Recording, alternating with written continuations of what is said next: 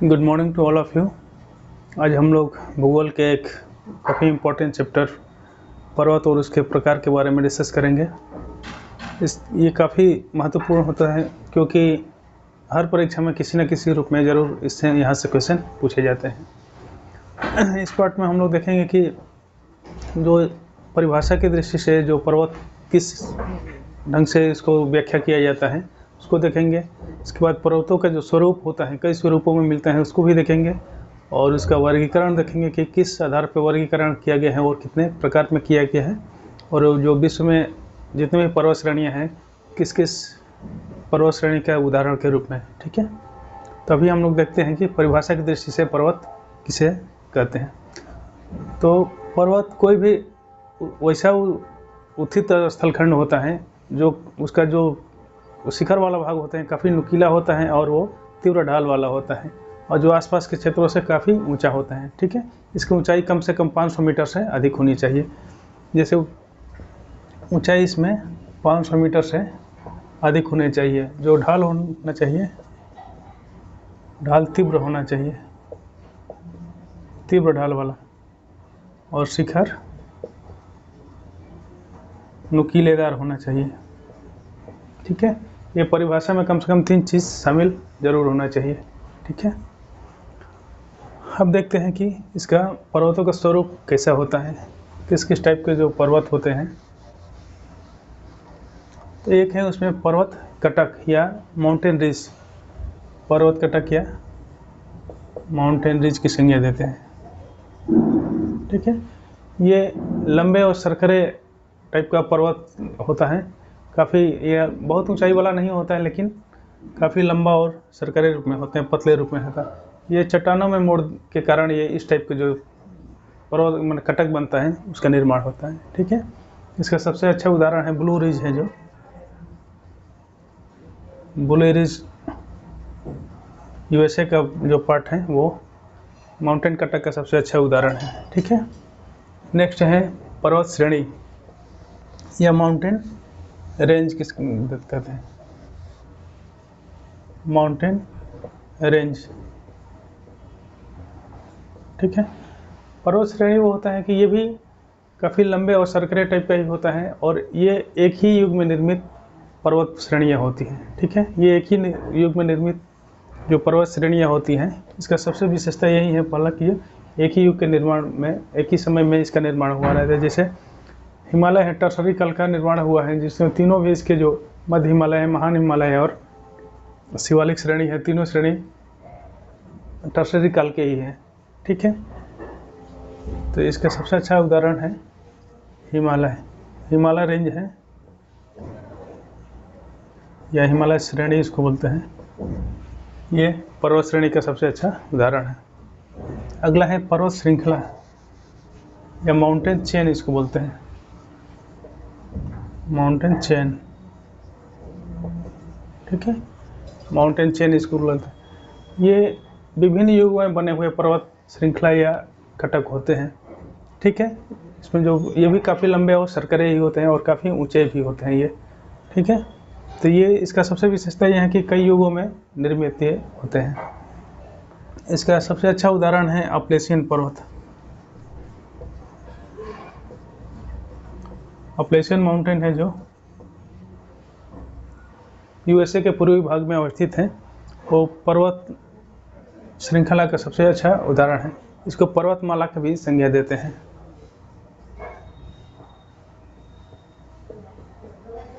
क्योंकि ये पर्वत श्रेणियाँ या कटक होते हैं, एक क्रम में आगे की तरफ चलते हैं और एक लंबे और समानांतर लगभग होते हैं। ठीक है, ये रहा पर्वत माला। दूसरा है, नेक्स्ट है पर्वत तंत्र या माउंटेन सिस्टम, पर्वत तंत्र या माउंटेन सिस्टम। ठीक है, ये एक ही पर्वत, ये भी काफ़ी विस्तृत होते हैं और काफ़ी ऊंचे होते हैं। ये एक ही युग में निर्मित पर्वत श्रेणियाँ सब होती हैं। ठीक है, एक ही काल में या एक ही युग में निर्मित। ठीक है, ये माउंटेन सिस्टम होते हैं। इसका भी एक अपलेशियन पर्वत को भी इसके उदाहरण के रूप में देखा जाता है।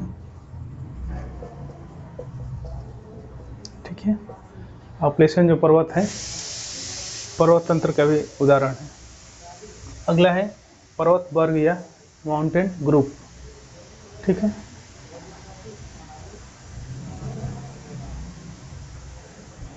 माउंटेन ग्रुप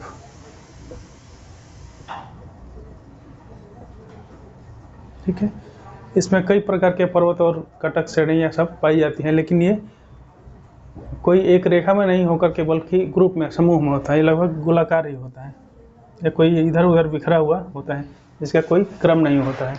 इसमें बहुत से पर्वत और कटक भी पाए जा सकते हैं। इसमें भी कई प्रकार के जो पर्वत कई क्रम में बने हुए पर्वत श्रेणियाँ होते हैं या कई युगों में बने हुए पर्वत श्रेणियाँ भी इसमें शामिल किया जा सकता है। ठीक है, तो यह माउंटेन ग्रुप या पर्वत समूह। इसको पर्वत समुदाय की भी संज्ञा देते हैं, पर्वत समुदाय। इसको पर्वत वर्ग या पर्वत समुदाय भी कहा जाता है। नेक्स्ट है, लास्ट है पर्वत समूह। पर्वत समूह या कार्डिलेरा।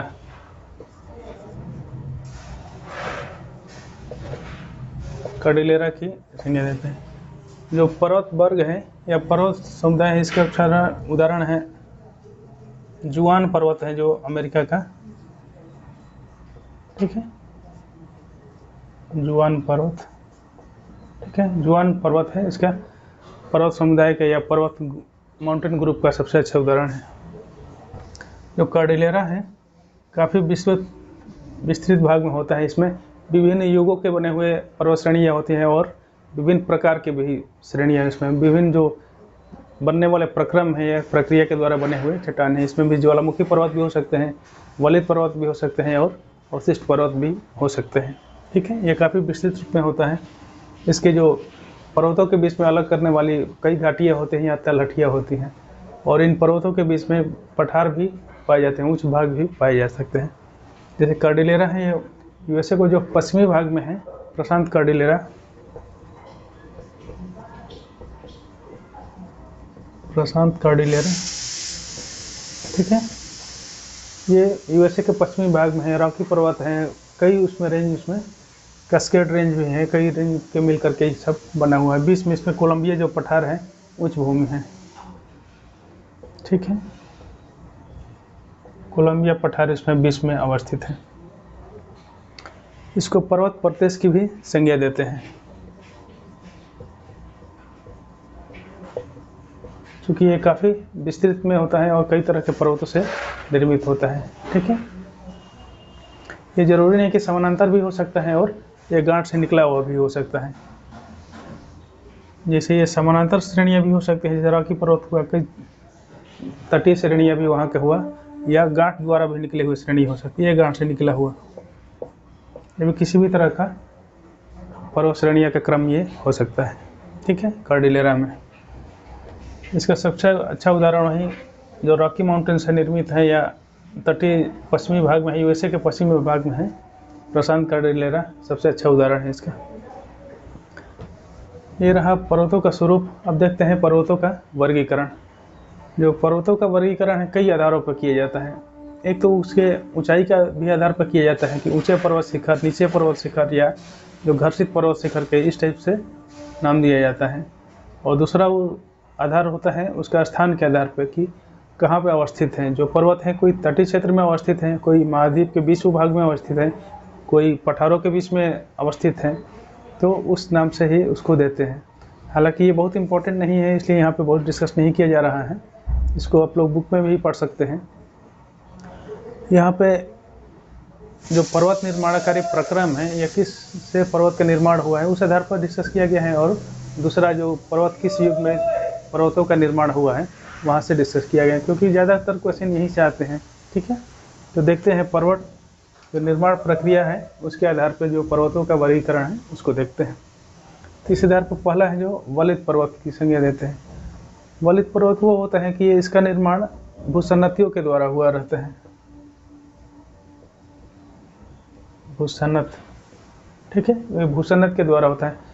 भूसन्नत के बारे में आगे हम लोग डिटेल में पढ़ेंगे, एक चैप्टर के रूप में ही अलग से पढ़ेंगे। भूसन्नत एक सरकरे और जलीय भाग में, उथले भाग में अवसादों से बना हुआ एक भाग होता है। दो स्थलखंडों या महाद्वीपों के बीच में एक जलीय भाग होता है जिसमें इसमें से अपवर्तन या अपक्षय से निर्मित जो तलछट होते हैं या अवसाद होते हैं, इसके द्वारा ये निर्मित एक उथले सरकरे जलीय भाग में होता है।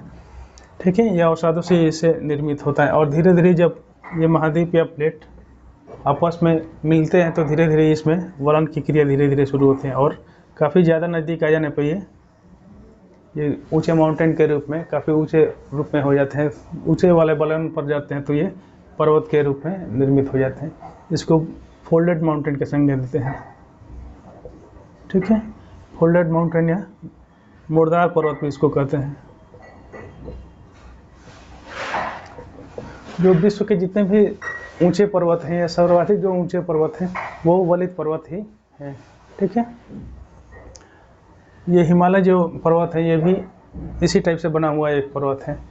जैसे बीच में एक अंगारा लाइन था, एक तरफ गोंडवाना लाइन था और बीच में टेथी सागर नाम का एक जलीय भाग था और बीच में टेथी भूसन्नत। उसकी वजह से उसको दबाव में आने की वजह से धीरे धीरे ये इसमें वलन की क्रिया हुआ और धीरे धीरे पर्वत के रूप में बन गया। ठीक है, तो हिमालय पर्वत है, इसका उदाहरण है हिमालय पर्वत है। इसके बाद रॉकी पर्वत भी इसी टाइप का उदाहरण है, जो रॉकी माउंटेन है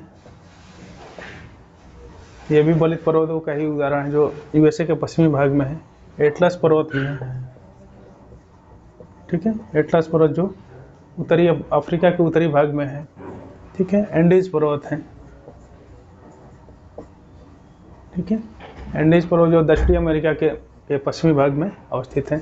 बहुत सारे इसमें पर्वत चोटियाँ हैं जो विश्व में, उसको ध्यान से देख लीजिएगा कि इससे संबंधित कौन कौन से चोटियाँ हैं, उसको याद रखना होगा क्योंकि जब क्वेश्चन आते हैं मिलाने के लिए आएंगे, एक तरफ दे देगा पर्वत के प्रकार और दूसरे तरफ उसके उदाहरण होगा और दोनों को मिलाना होगा कि ठीक है।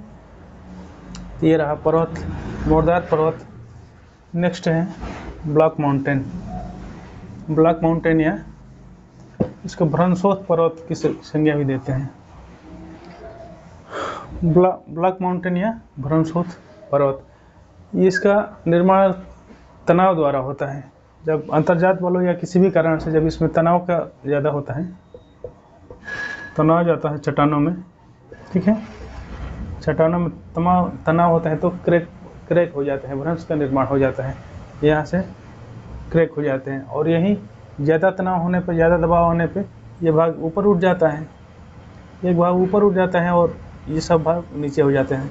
ये जो उठा वाला भाग होता है उसको पर्वत श्रेणी की संज्ञा देते हैं या पर्वत के रूप में निर्माण उसका हो जाता है।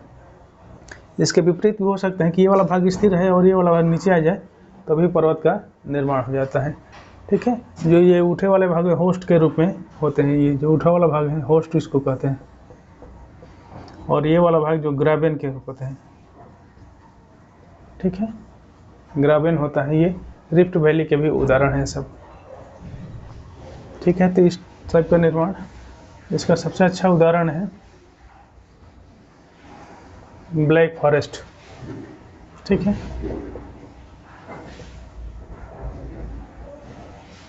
ब्लैक फॉरेस्ट है ये जो भ्रंशोथ पर्वत का सबसे अच्छा उदाहरण जो जर्मनी में है। ठीक है, जर्मनी में अवस्थित है, जो भारत का पश्चिमी घाट है। इसी टाइप का उदाहरण है जो सतपुड़ा पहाड़ है,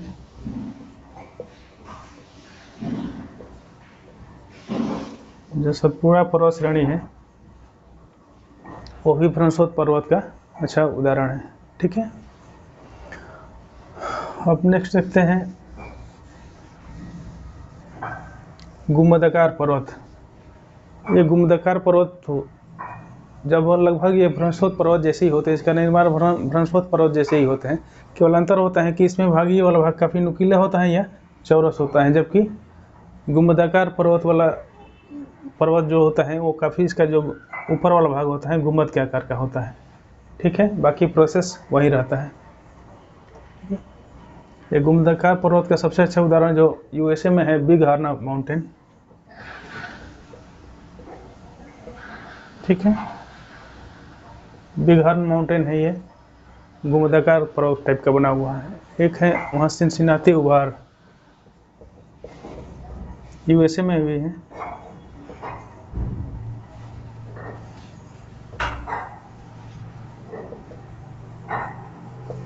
ठीक है, सिनसिनाटी उभार, ये भी गुंबदाकार पर्वत का ही उदाहरण है। इसके अलावा एक है ब्लैक हिल, जो यूएसए में ही है। ठीक है, ब्लैक हिल भी गुंबदाकार पर्वत का ही उदाहरण है। ध्यान रखिएगा, ब्लैक हिल यह है गुंबदाकार पर्वत था, जो कि वो ब्लैक फॉरेस्ट था, जो ब्लैक पर्वत के या ब्रह्मस्रोत पर्वत का उदाहरण था, जर्मनी में था। ये है तो यूएसए में है, और वो जो ब्लैक फॉरेस्ट था वो जर्मनी में था, यूरोप में था। ठीक है,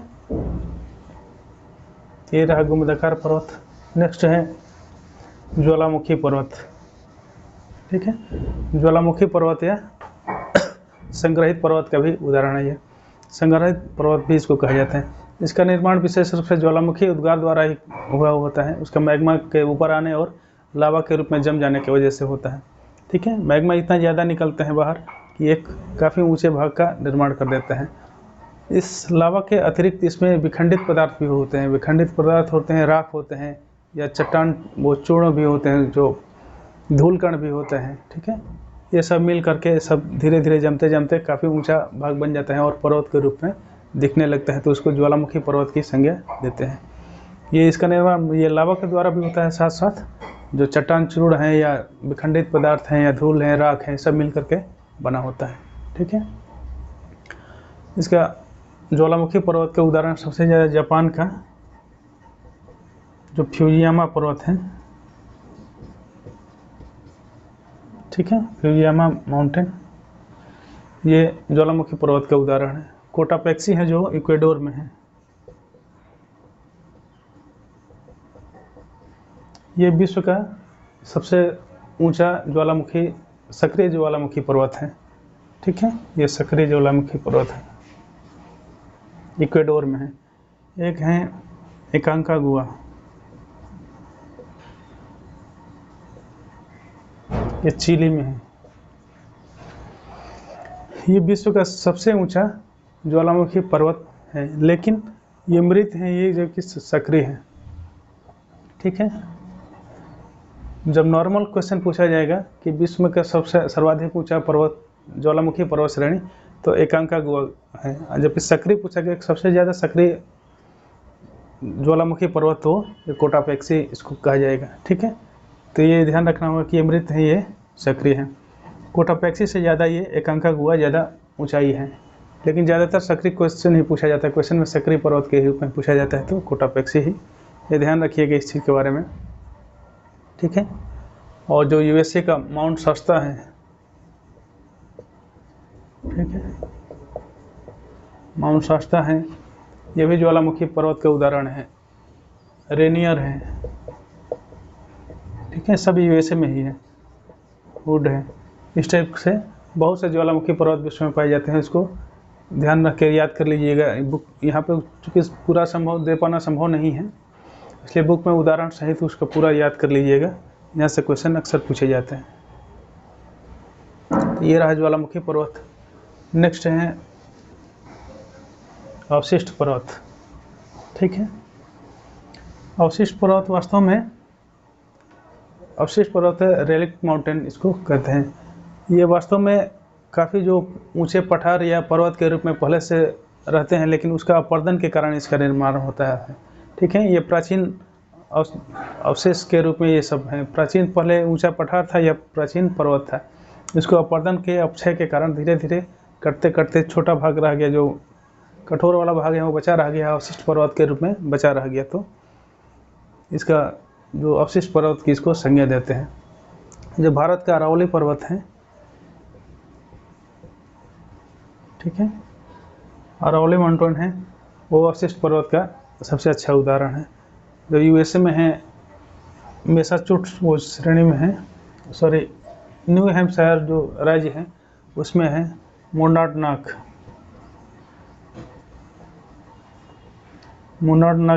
ये पर्वत श्रेणी है, वो भी अवशिष्ट पर्वत का ही उदाहरण है। ठीक है,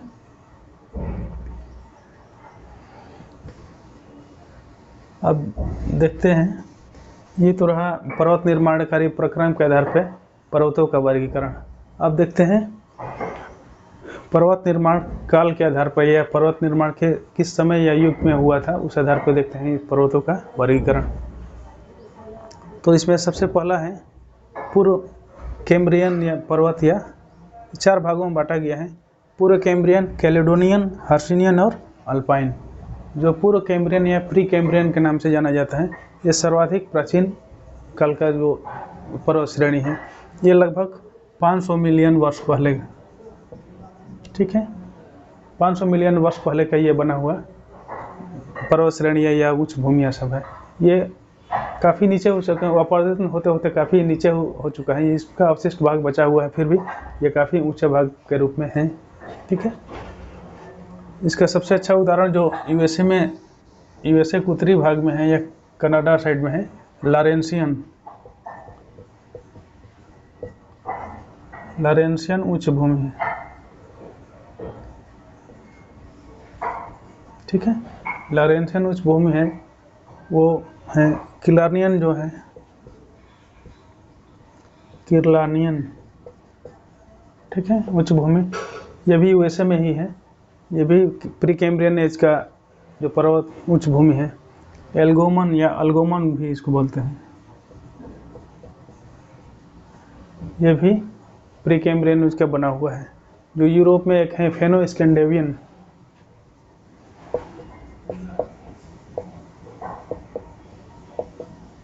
ठीक है, फेनो स्कैंडेवियन, ये भी प्री कैम्ब्रियन एज का ही बना हुआ पर्वत श्रेणी या उच्च भूमि है सब।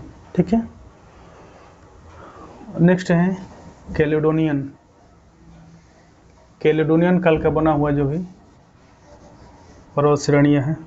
ठीक है, प्री कैम्ब्रियन के बाद कैलेडोनियन काल में मुख्य रूप से 2 जो कल्प हैं उसमें विस्तार हुआ, जो सिल्यूरियन, ठीक है, और दूसरा है डिवोनियन। इस काल में जो बने हुए पर्वत श्रेणियाँ हैं उसको कैलेडोनियन नाम से जानते हैं। इसमें है अपलेशियन है,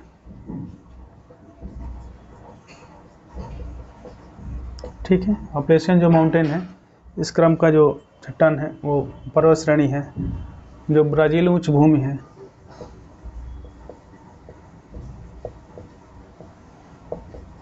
यह ब्राज़ील हाईलैंड के नाम से भी जानते हैं।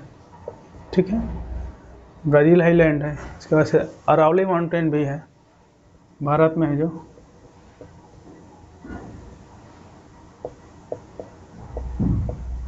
अरावली माउंटेन है। महादेव श्रेणी भी है जो एमपी में है। ठीक है, महादेव श्रेणी है, ये भी कैलेडोनियन काल का बना हुआ चट्टान है सब। अगला है हर्सिनियन। ठीक है, हर्सिनियन काल का बना हुआ पर्वत श्रेणी या उच्च भूमियों के बारे में। हर्सिनियन काल में बना हुआ चट्टान है। ये प्राचीन से नवीन के तरफ है। जो सबसे प्राचीन है पूर्व कैम्ब्रियन है, उसके बाद से कैलेडोनियन है, उसके बाद हर्सिनियन है, उसके बाद से अल्पाइन। ठीक है, तो इसके सबसे अच्छा उदाहरण जो फ्रांस और स्पेन के बीच में, स्पेनिश मेसेटा,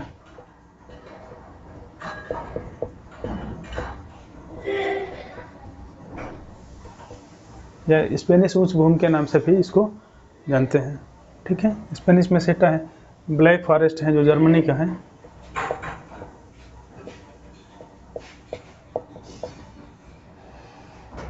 ये भी हर्सिनियन काल का बना हुआ चट्टान है।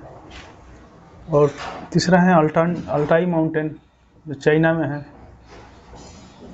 अल्टाई शान उसको बोलते हैं, अल्टाई शान है, तिएन शान है, खिंगन माउंटेन, ये तीनों चाइना में ही है। ठीक है, ये सब भी हर्सिनियन पर्वत के उदाहरण हैं। जो हर्सिनियन पर्वत है मुख्य रूप से ये 2 कालों में बना हुआ है, एक पर्मियन काल में, ठीक है, पर्मियन, और दूसरा पर्मो कार्बोनिफेरस। परमो कार्बोनिफेरस, ठीक है। ये 2 काल में बना हुआ जो हर्षिनियन पर्वत है, ठीक है, इस काल में बना हुआ और इसके ये सब उदाहरण है, ठीक है। नेक्स्ट है अल्पाइन पर्वत। अल्पाइन पर्वत ये सबसे नवीनतम पर्वत श्रेणी है, ठीक है, और जितने भी विश्व में फोल्डेड माउंटेन बने हुए हैं तो वो सब